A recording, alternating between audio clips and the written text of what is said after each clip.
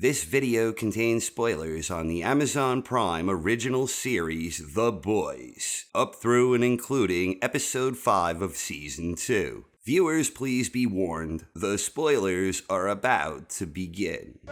When are you gonna stop torturing me? Don't know what you're talking about. This is Homelander, okay? If I promise to never see her again, will you stop? But May, you're in love. Elena, there is nowhere you can go that he won't find you. What, you think I'm a piece of shit? Fuck yeah.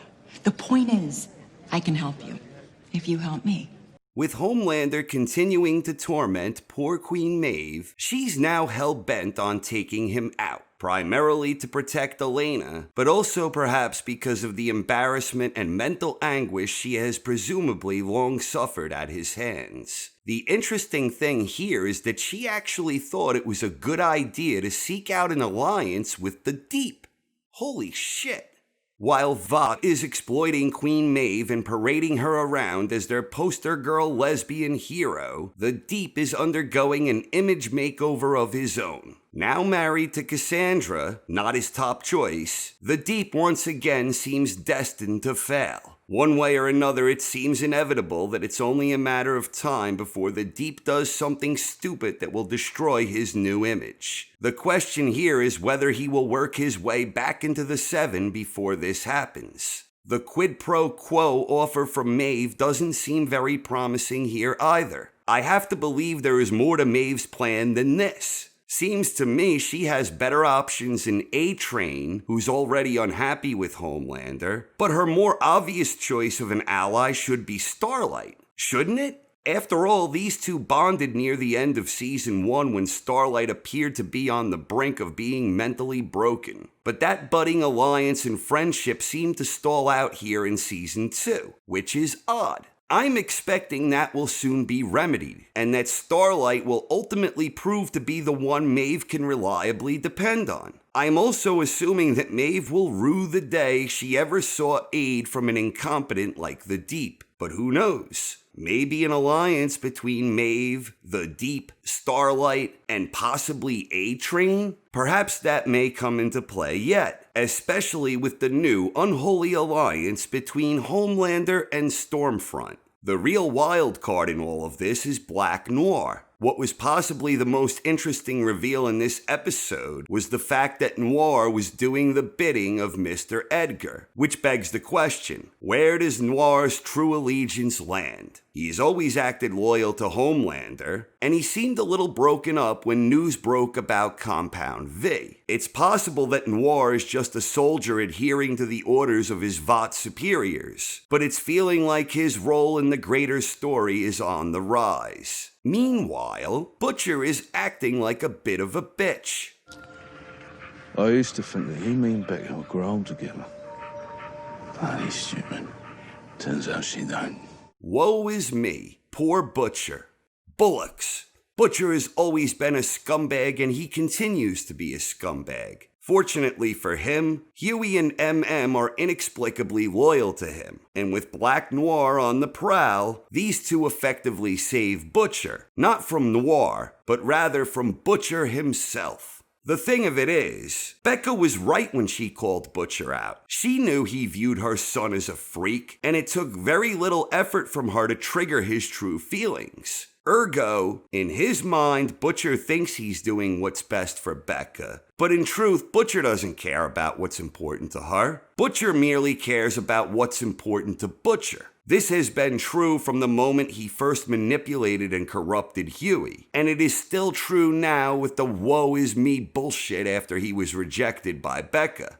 Frenchie is another degenerate acting like a bit of a bitch with his entire demeanor towards Kimiko. Cherie called him out on this in the previous episode, that he thinks saving Kimiko will make up for all the bad he's done, with a mysterious reference to past dealings involving Lamplighter. Now Frenchie is whining and pouting because she is helping Kimiko receive targets for the Albanian mob. But this is the exact same type of thing we see with Butcher and Becca, and to a certain extent, also with that punk Huey and Starlight. Just like those cases, Frenchie thinks he's acting in Kimiko's best interests, and he seems genuinely fond of her, but the reality is, he's doing this for himself, not for her.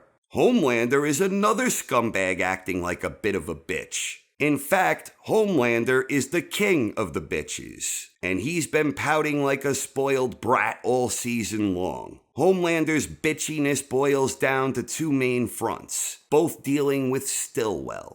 For starters, he misses the creepy maternal bond he had with her, and has been desperate to fill that void that haunts him. But more importantly, perhaps, and directly related, he misses her skill and smarts when it comes to managing his image. This proved true when he totally bottled it in his piss-poor attempt to take initiative for his own damage control. And his overall attitude and cruelty towards Maeve is a desperate effort to maintain some illusion of control, as he's been lately failing on all fronts.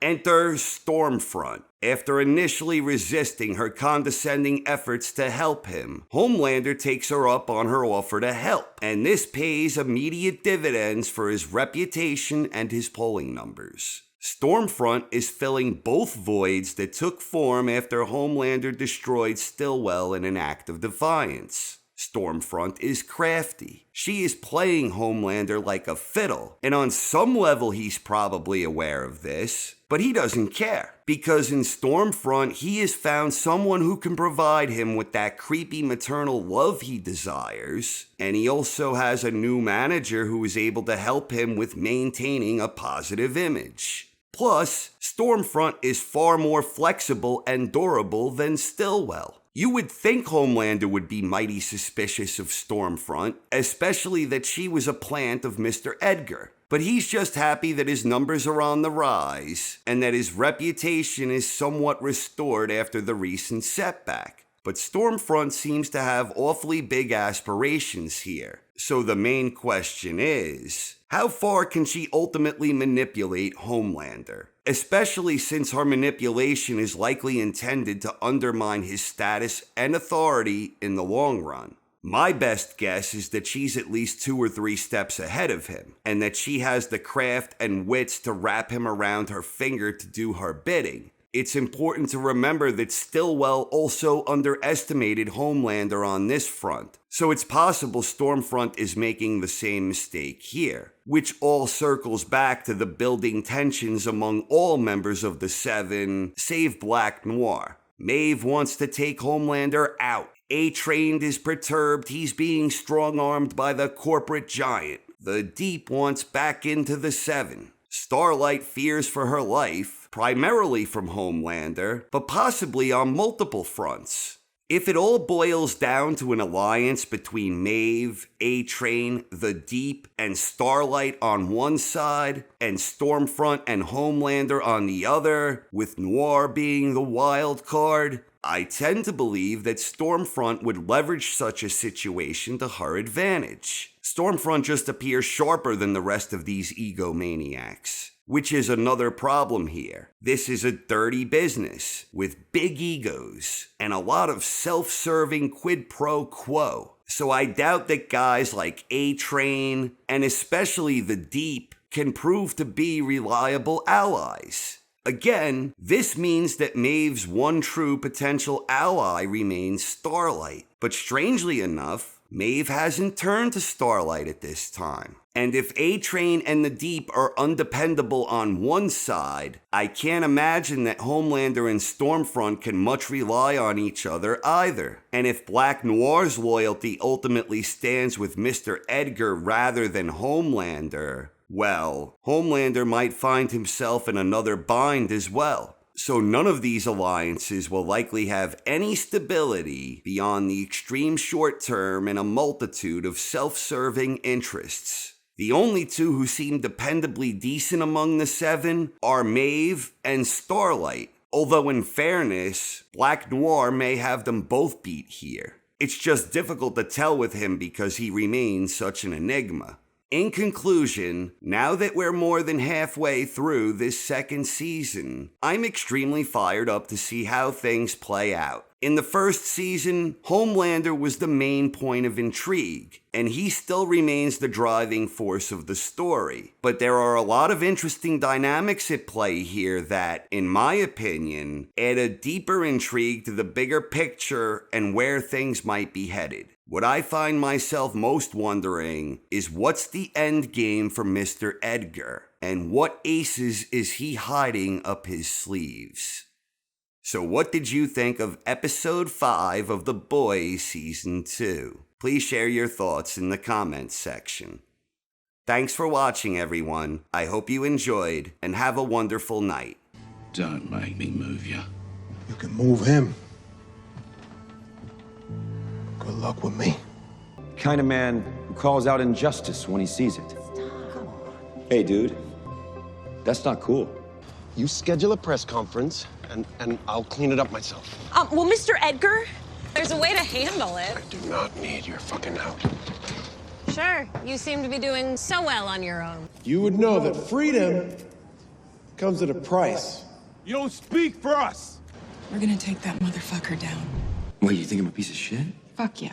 The point is, I can help you if you help me.